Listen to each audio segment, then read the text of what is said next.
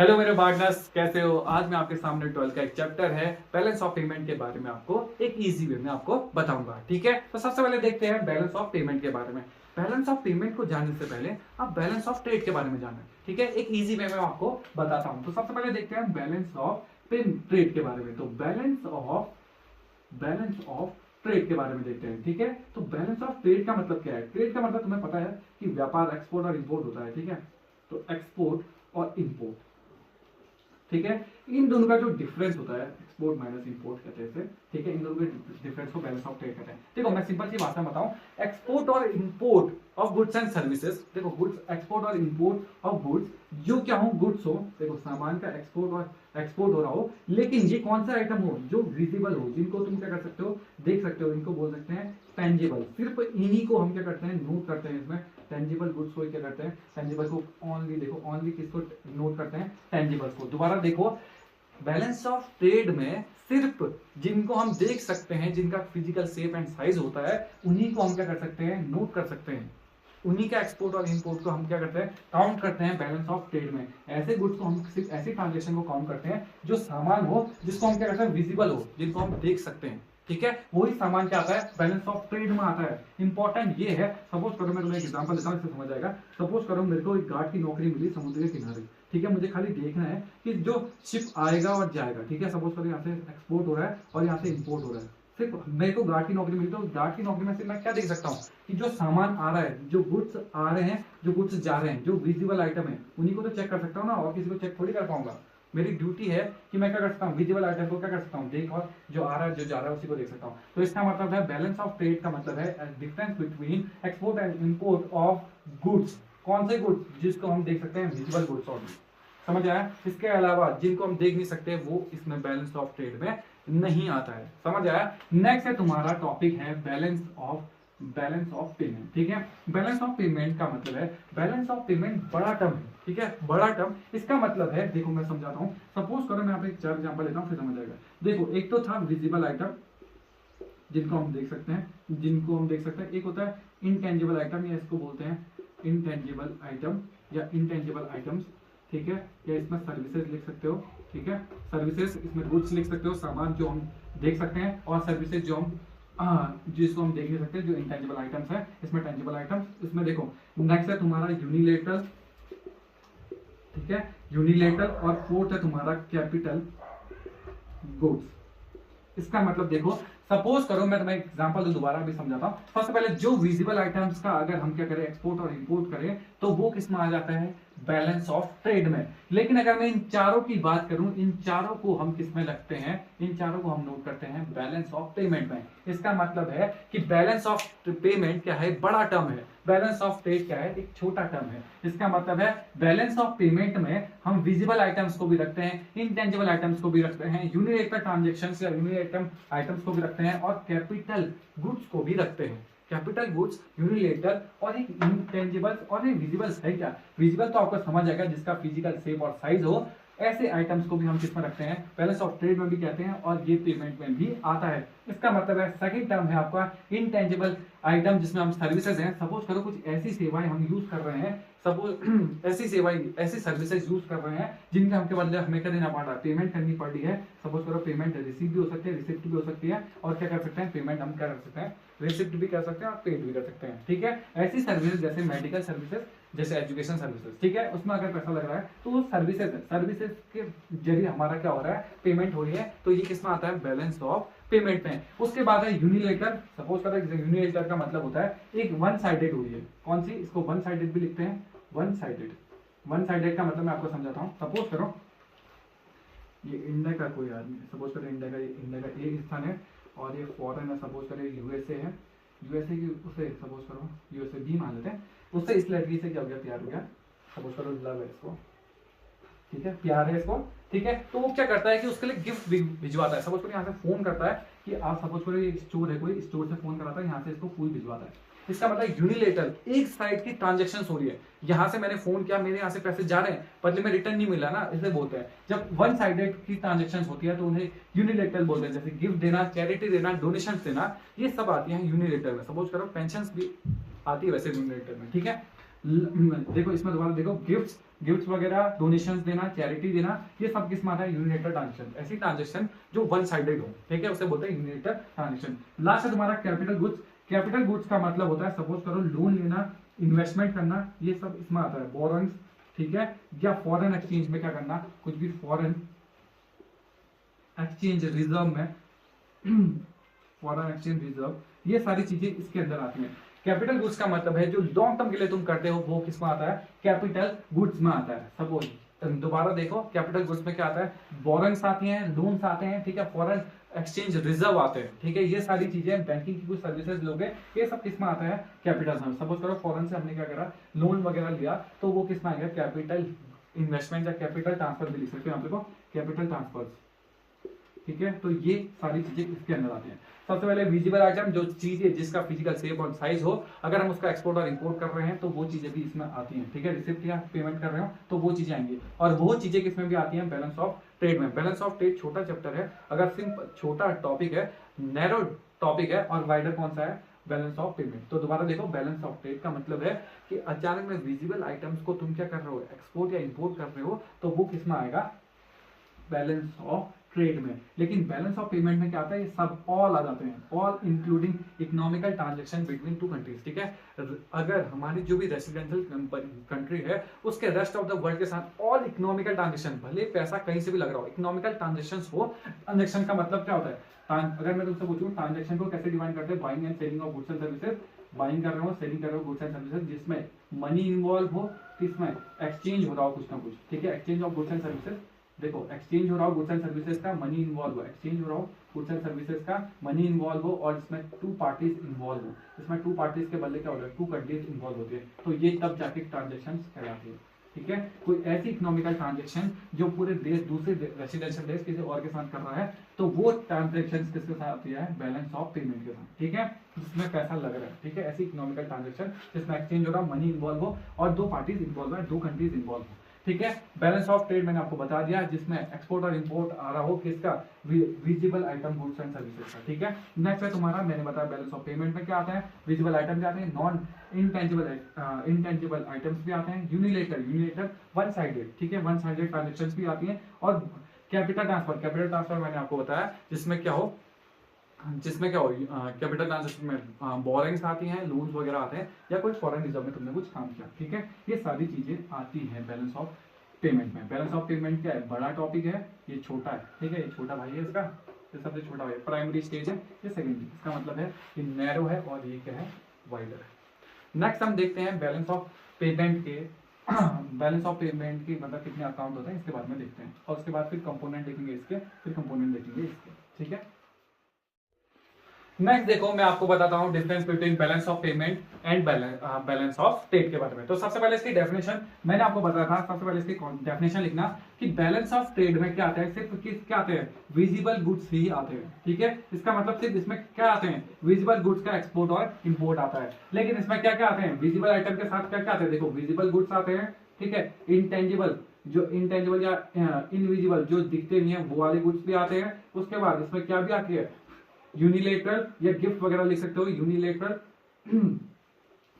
Transactions भी आती हैं इसके अंदर, ट्रांजेक्शंस भी आती हैं। और चौथा क्या भी आता है इसमें आता है कैपिटल गुड्स भी आते हैं, ठीक है, कैपिटल गुड्स, या इसमें कहते हैं सारी सब कुछ इसके अंदर आता है। नेक्स्ट है तुम्हारा नेचर। इसका नेचर क्या है? ये नैरो है, ये छोटा कॉन्सेप्ट है, और ये क्या है? बहुत बड़ा वाइडर। तो सेकंड पॉइंट में इसमें तुम लिख सकते हो कि ये वाइडर कॉन्सेप्ट है, ठीक है, ये बड़ा कॉन्सेप्ट है, ये छोटा कॉन्सेप्ट है। नेक्स्ट इंडिकेटर, ये डायरेक्टली कोई भी ट्रू इंडिकेटर नहीं देता, ये इकोनॉमी का ट्रू इंडिकेटर नहीं देता, ठीक है, लेकिन ये डायरेक्टली इंडिकेट करता है कि हाँ तुम्हारी इकोनॉमिकल कंडीशंस या economical rest of the world के साथ कैसे तुम्हारे संबंध है या रिलेशन है रेस्ट ऑफ द वर्ल्ड के साथ, ये तुम्हें बताएगा, ये शो करता है, ठीक है, ये शो करेगा, क्योंकि ये क्या करेगा? तुम्हारी इकोनॉमिकल कंडीशंस को, इकोनॉमिकल ट्रांजैक्शंस को बता देता है, ठीक है। नेक्स्ट है तुम्हारा फेवरेबल अनफेवरेबल, ये दोनों हो सकता है, जो BOB balance of trade, favourable और अनफेवरेबल। पहले देखते हैं फेवरेबल में आपको याद होना चाहिए कि एक्सपोर्ट क्या होना चाहिए? ज्यादा होना चाहिए, और इंपोर्ट क्या होना चाहिए? कम। ठीक है, ये तुम्हारी, जब एक्सपोर्ट ज्यादा होता है तो ये फेवरेबल, ये हमारे लिए सूटेबल है। जब इंपोर्ट ज्यादा होता है, जब इंपोर्ट बढ़ जाता है तो ये हमारे लिए क्या होता है, अनफेवरेबल। इंपोर्ट बढ़ेगा तो अनफेवरेबल और एक्सपोर्ट बढ़ेगा तो तुम्हारा क्या होगा, फेवरेबल। ठीक है, नेक्स्ट है, ये क्या होता है, हमेशा बैलेंस होता है। दिमाग में रखना कि बैलेंस ऑफ पेमेंट हमेशा क्या होता है, बैलेंस्ड ही होता है। तो बैलेंस ऑफ पेमेंट क्या होता है, हमेशा बैलेंस होता है। तो ये था तुम्हारा डिफरेंस। अब नेक्स्ट हम देखते हैं कि इन दोनों में से इस बैलेंस ऑफ पेमेंट के बारे में, कि इसके कैसे अकाउंट्स होते हैं, इनके बारे में आपको दिखाता हूं, इनको के बारे में बताता हूं। नेक्स्ट देखते हैं इसके कैपिटल अकाउंट में क्या आते हैं और इसके करंट अकाउंट में क्या आता है। तो सबसे पहले इसको देखते हैं, इसके दो से तोड़ता हूं। सबसे पहले एक साइड को लिख देता हूं करंट अकाउंट और एक साइड लिख देता हूं कैपिटल अकाउंट। तो ये करंट अकाउंट है और यहां लिख देता हूं आपका क्या, कैपिटल अकाउंट। तो इसमें कैपिटल अकाउंट में देखते हैं और करंट अकाउंट में क्या देखते हैं, इसको मैं आपको याद भी कराता हूं। ठीक है, तो सबसे पहले देखते हैं ये करंट अकाउंट है, इसके कैपिटल अकाउंट में क्या आता है देखते हैं। करंट अकाउंट में देखो, मैंने आपको बताया था, सबसे पहले आपको मैंने 3-4 मोस्ट इंपॉर्टेंट है और वही सब कुछ घूम रहा है। ठीक है, बार बार देखो। सबसे पहले देखो, इसमें मैंने आपको बताया था कि विजिबल आइटम, यही सब कुछ आने वाला था। इसके बाद इनविजिबल आइटम, उसके बाद क्या बताया था, यूनिलेटरल, और उसके बाद क्या बताया, यूनिलेटरल ट्रांजेक्शन, और लास्ट क्या बताया था आपको, कैपिटल ट्रांसफर, कैपिटल ट्रांसफर। ठीक है, या कैपिटल ट्रांसफर या कुछ भी लिखते हैं इसमें। ठीक है, तो देखो करंट अकाउंट में क्या आता है, कैपिटल अकाउंट में क्या आता है, बैलेंस ऑफ पेमेंट के। तो इसको देखते हैं। सबसे पहले देखो, विजिबल आइटम, हमेशा विजिबल आइटम हो, ये पहले के 3, आपको याद करने का तरीका, पहले के 3 किस में आते हैं, करंट अकाउंट में। इसका मतलब है जितने भी गुड्स जो दिख रहे हैं आपको, उसका एक्सपोर्ट और इंपोर्ट सब किस में आता है, करंट अकाउंट में। विजिबल आइटम जो भी तुम्हें नहीं दिखे, इनविजिबल आइटम जैसे सर्विसेज, जो भी सर्विसेज तुम लोगे उसकी अगर यूज करोगे तो वो भी किसके अंदर आता है, वो भी किसके अंदर आता है, करंट अकाउंट के अंदर। उसके बाद यूनिलेटर, जो सिंगल गिफ्ट वगैरह डोनेशन या चैरिटी दोगे, ये भी किसके अंदर आता है, करंट अकाउंट के अंदर। जो चीजें तुम लॉन्ग टर्म के लिए करते हो वही चीजें आती है किसमें, कैपिटल अकाउंट में। इसका मतलब है इसमें सिर्फ क्या आता है, कैपिटल ट्रांसफर आता है। कैपिटल ट्रांसफर में आपको बता देता हूं क्या आता है कैपिटल ट्रांसफर में। देखो, कैपिटल ट्रांसफर में आपको याद करना है, ये सारे इसके कंपोनेंट भी हैं। ठीक है, कैपिटल ट्रांसफर में एक ही चीज लिखना है आपकी, इसमें लोन्स आते हैं, इन्वेस्टमेंट आता है, लोन या इन्वेस्टमेंट, तुमने जो बोरोइंग्स लिए कहीं से, बोरोइंग करा या फिर इन्वेस्टमेंट करा या कोई बैंकिंग की सर्विसेज यूज करी, फॉरेन एक्सचेंज, इसमें फॉरेन एक्सचेंज भी आता है, foreign exchange, reserve, most important word क्या है, रिजर्व। गोल्ड में कोई रिजर्व करा या कोई रिजर्व यूज करे तो फॉरेन के कोई रिजर्व का एक्सचेंज करा, तो वो चीजें इसमें आती है। जब भी तुम कैपिटल का मतलब है लॉन्ग टर्म, जब ये लंबे समय की बातें करोगे, लॉन्ग टर्म की बातें करोगे, ये इसमें आते हैं। ठीक है, जब शॉर्ट टर्म या 1 ईयर की बातें करोगे, 1 साल के अंदर जो चीजें तुम करते हो वो चीजें इसके अंदर आती है। तो चौथा पॉइंट हमेशा किसके साथ जाएगा, कैपिटल वाली चीजें। देखो, कैपिटल वर्ड इसमें आ रहा है तो कैपिटल वाला कैपिटल के साथ जाएगा। बाकी बचे हुए तीनों किसमें आएंगे, करंट अकाउंट में आएंगे। देखो, मैंने छोटे वे में आपको बता दिया। इसके कंपोनेंट पूछेगा तो विजिबल आइटम आते हैं, इनविजिबल आइटम भी आते हैं और यूनिलेटरल ट्रांजैक्शंस भी किसमें आती हैं, करंट अकाउंट के अंदर। इसमें से आपसे क्वेश्चन पूछ सकते हैं कि इसके कंपोनेंट क्या है, इसके कंपोनेंट क्या है। अभी कंपोनेंट भी आपको डिफाइन करके लिख दूंगा। ठीक है, तो दोबारा देखो, सारे विजिबल आइटम्स किसमें आते हैं, करंट अकाउंट के अंदर आते हैं। सारे इनविजिबल आइटम्स किसके अंदर आते हैं, करंट अकाउंट के अंदर आते हैं। यूनिलेटरल का मतलब होता है जो सिंगल साइडेड हो, वन साइडेड, जिसमें तुम्हें क्या हो, रिटर्न ना मिले हो। ठीक है, ऐसे जैसे गिफ्ट मैंने दिया है, सपोज करो किसी और को भिजवाया। ठीक है, डोनेशन भिजवाया, किसी को चैरिटी दी। ठीक है, ऐसे दान करा या कुछ करा, तो ये क्या है, सिंगल, इसके कोई रिटर्न नहीं आएंगे। ठीक है, मैंने सब कुछ वहां भेजा है, वापस नहीं आएगा। ठीक है, वापस की उम्मीद नहीं है इससे। ठीक है, तो ये सारी चीजें किसमें आती हैं, करंट अकाउंट में या कैपिटल अकाउंट में। मैंने आपको बता दिया जो लॉन्ग टर्म की बातें हैं उसमें बोरोइंग्स आते हैं, फॉरेन रिजर्व आते हैं इसमें, और क्या आता है, बोरोइंग्स आते हैं, इन्वेस्टमेंट आता है। कुछ मैं यहाँ पे एग्जाम्पल दूंगा, आपको उससे पहचानना है और मैं आपको हिंट भी बताऊंगा कैसे आप करंट अकाउंट या कैपिटल अकाउंट में आप इसको कैसे देख सकते हैं। इसका क्वेश्चन में मोस्ट इंपोर्टेंट क्वेश्चन बीओटी और बीओपी में डिफरेंस और इसके कंपोनेंट आते हैं। तो कंपोनेंट ये साथ में आपके दोबारा एक बार इसके कंपोनेंट में आपको अच्छे से लिख देता हूं। ठीक है, नेक्स्ट देखते हैं इनके कंपोनेंट। नेक्स्ट देखो, मैंने इसके कंपोनेंट बताता हूं आपको। देखो, करंट अकाउंट के कंपोनेंट क्या है, विजिबल ट्रेड, इनविजिबल ट्रेड और यूनिलेटरल ट्रांजैक्शन। ठीक है, मैंने आपको बताया था विजिबल जो आपको दिख रहा है, ठीक है, इनविजिबल जो आपको नहीं दिख रहा है। ठीक है, जो सर्विसेज तुम यूज कर रहे हो, यूनिलेटरल सिंगल वन साइडेड को बोलते हैं। ठीक है, तो ये आपको ये तीनों इनके कंपोनेंट है। नेक्स्ट देखो कि कैपिटल अकाउंट के कंपोनेंट क्या है। तो कैपिटल अकाउंट के कंपोनेंट में देखो, प्राइवेट जब क्या करोगे, बोरोइंग्स लोगे या इन्वेस्टमेंट करोगे।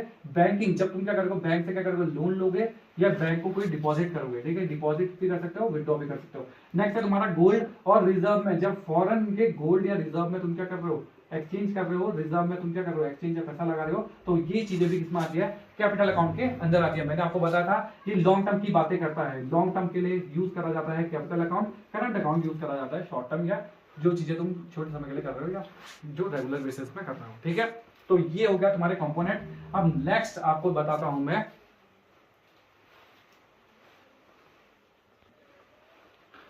नेक्स्ट मैं आपसे कुछ क्वेश्चंस पूछता हूं, उन क्वेश्चंस के आपको आंसर देने हैं। ठीक है, मैं यहाँ पर कुछ क्वेश्चन लिखूंगा, आपको पहचानना है कि उसे करंट अकाउंट में डालें या कैपिटल अकाउंट में डालें। ठीक है, मैं यहाँ पर क्वेश्चन कुछ नोट करता हूं, आपको उसके आंसर्स देने हैं। देखते हैं आपको कुछ कौन कौन से क्वेश्चंस आते हैं, कौन से आंसर नहीं आते हैं। मैं 3 सेकंड लूंगा, कुछ सेकंड्स लूंगा, जिसके बाद आपको उसका आंसर देना है। ठीक है,